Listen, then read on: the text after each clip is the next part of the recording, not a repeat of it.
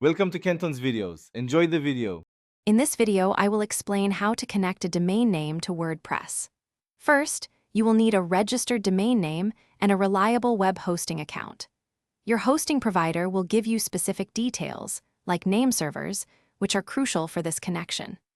This initial setup ensures your domain points to the correct server where your WordPress site will reside, making it accessible to everyone online. Next, you will update your domain's name servers. Log into your domain registrar, like GoDaddy or Namecheap, and find the DNS management section. Here, you will replace the default name servers with the ones provided by your web host.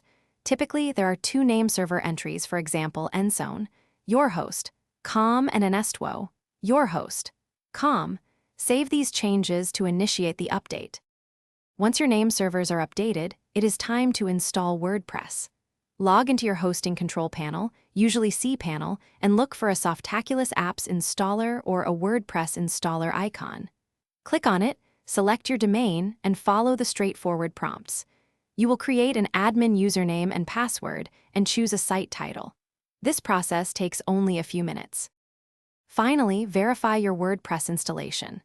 DNS propagation can take anywhere from a few minutes to 48 hours, so be patient. Once propagated, type your domain name into your browser. You should see your new WordPress site. To access your administrative dashboard, simply add /wp-admin to your domain name, for example, your domain, com/wp-admin, and log in with your credentials.